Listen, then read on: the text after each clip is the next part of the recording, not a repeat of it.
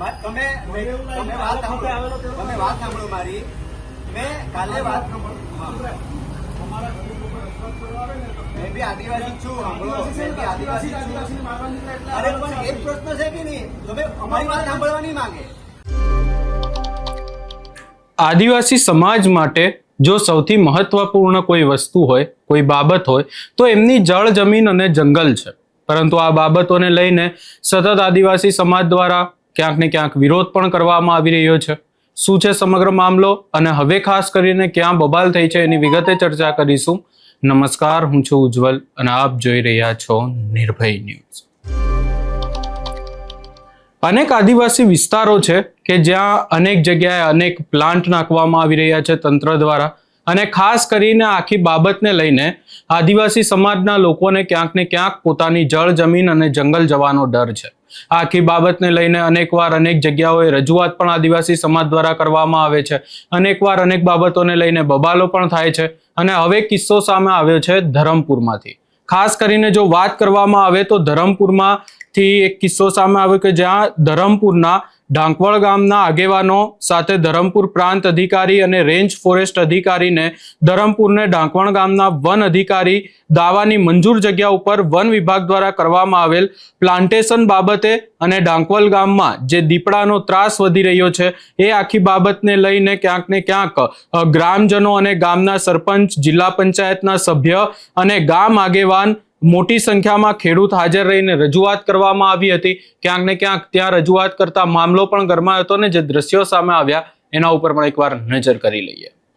બધાને ઓળખું છું. સાંભળો પણ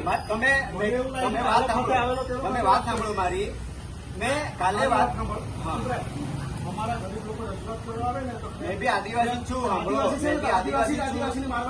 અરે પણ એક પ્રશ્ન છે કે નહીં, તમે અમારી વાત સાંભળવા નહીં માંગે. લોકોની રજૂઆત શું છે તો તારે સાંભળવાની ફરજ આવે. પણ મેં સાંભળેલી પછી તો ભાઈ આ તને ફરજ કરશે. કઈ ભાષામાં વાત કરતો હું હમણાં એ લોકો સાથે?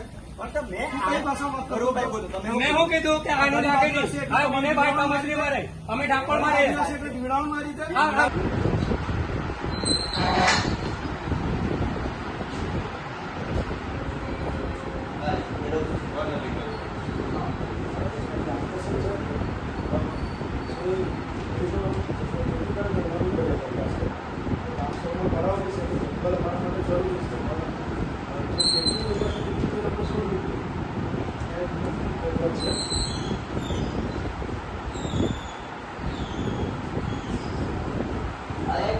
પ્લાન્ટેશન જે કરેલું છે કલ્પેશ સહેવાલ કરેલી નથી. અમે છે ને અમદાવાદ રેન્જ ફોરેસ્ટ વિભાગમાં પણ છે ને અમે ઘણી વાર લોકોને કાગળિયા પણ બતાવ્યા કે આ છે ને સ્વતંત્ર જમીન છે એ લોકો પાસે કાગળિયા છે છતાં એમાં પ્લાન્ટેશન કર્યું. એમાં અમે લેખિત છે ને જિલ્લા પંચાયત સદસ્ય બધી રજૂઆત કરી પણ એને પણ લેખિતમાં કોઈ જવાબ મળ્યો નથી. કે આ ઢાંકોળ ગામે છે ને દીકરાનું બોલાવવાનું છે તે સભ્ય રજૂઆત છે. ઉપર એટલી વિનંતી મેં બી એટલી વિનંતી કરું કે મારે મારા સ્ટાફને તમે કીધું કે પેલો છોડ્યું જ છે, નથી છોડ્યું તેને એવું કર્યું છે નહીં. હા, રહી વાત પાંજરાની, તું પાંજરું ક્યાં મૂકવાનું છે મને કહો. પાંજરું ક્યાં મૂકવાનું છે? બે જગ્યાએ મૂકવાનું છે. રિઝર્વ ફોરેસ્ટમાં પાંજરું નહીં મૂકવાનું. નિયમ પ્રમાણે રિઝર્વ ફોરેસ્ટમાં પાંજરું નથી ના મેડમ, જો મૂકવાનું. અત્યારે પ્રાણીને શિકાર કરે છે ઘરમાંથી લઈ જઈને, ભૂલે ચૂકે કોઈ દિવસ બચ્ચાને કોઈ માણસને પકડી લઈ જાય ત્યારે કોણ જવાબદાર? જવાબદાર તો જો દીપડો ઓળખવાનો છે કે મને છે કે હું પાંજરું તમે જે કે ત્યાં મૂકીશ. બીજું મેડમ મારો છે કે અમારે જયારે સમજ મળી છે અમે એક પોઈન્ટ છે અમે ઠરાવ બી અને ગ્રામ સભાના ઠરાવથી ઉપર કોઈ પણ નથી.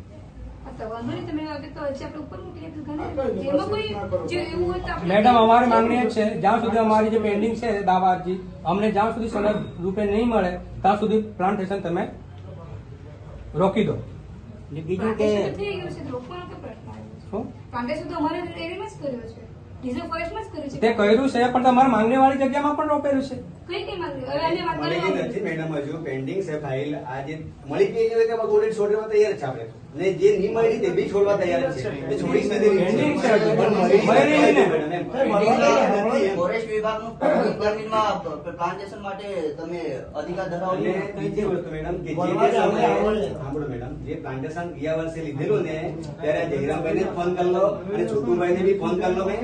એ લોકોના કહેવાથી જ મેં ત્યાં લીધું, બાકી તેના પહેલા આપણે મેં બી કીધું ને ને મેં પહેલેથી પૂછેલું. કીધું. અને આ પ્રશ્ન અત્યારે ઉદ્ભવ્યો કે પણ તો હમણાં જો આ વખતે કર્યું ને આ તો આ વખતે કેજ્યુઅલિટી પૂરવાની મેડમ હતી ને એ કેજ્યુઅલિટી આપણે પૂરી જે તે પ્લાન્ટેશન લીધું હતું તેમાં જ હા. નથી કે નવું જોયું નવું તો એક બી ખાડો નથી જે પ્લાન્ટેશન લીધું તેમાં 20% એ તમે check કેજ્યુઅલિટી કરી. પૂરવાની આવે તેમાં કેજ્યુઅલિટી પૂરી તે જે- જૂનું એ 20% તમે check કેજ્યુઅલિટી કરી. જો એને એ સિવાય જો એ વધારે સિવાય એક બી ખાડો બીજામાં નથી નહીં એ સિવાય એક જગ્યામાં બી- અમે આમના સર્વે નંબરમાં પેલું પેલી તારસિકા કરે. એને કીધું મેં મને કે તે મારા ખર્ચે હટાવી મેં કીધું કે સાહેબ તમે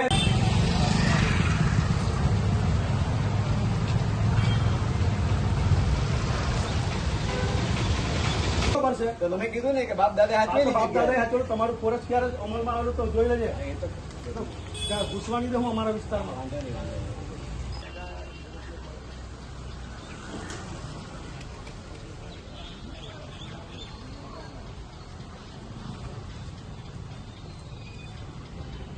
આ જે આખી હવે બાબત સામે આવી છે એને લઈને ક્યાંક ને ક્યાંક ફરી એકવાર આદિવાસી સમાજના આગેવાનો નેતાઓ મેદાને આવ્યા છે. ફરી એકવાર સવાલો ઉભા કરવામાં આવી રહ્યા છે વન વિભાગની સામે. આપણે જોઈ રહ્યા છે કે અનેક એવા વિસ્તારો છે, પછી છોટાઉદેપુર હોય, નર્મદા હોય, ભરૂચ હોય કે પછી હવે ધરમપુરનો આખો કિસ્સો સામે આવ્યો. અહીંયા સવાલો એ પણ ઉભા થઈ રહ્યા છે. આખી બાબતને લઈને એવી પણ વાતો થઈ રહી છે કે ધરમપુરની વાત છે એટલે ક્યાંક ને ક્યાંક અનંત પટેલ પણ આખી બાબતમાં મેદાને આવી શકે છે અને આ મામલો ક્યાંક ને ક્યાંક આગામી સમયમાં વધુ ઉગ્ર પણ બની શકે છે. આ સમગ્ર બાબતે તમારો શું અભિપ્રાય છે એ અમને કમેન્ટ કરી જરૂર જણાવશો ને અમારી ચેનલ નિર્ભય ન્યૂઝને લાઇક, શેર, સબસ્ક્રાઇબ કરવાનું ભૂલશો નહીં.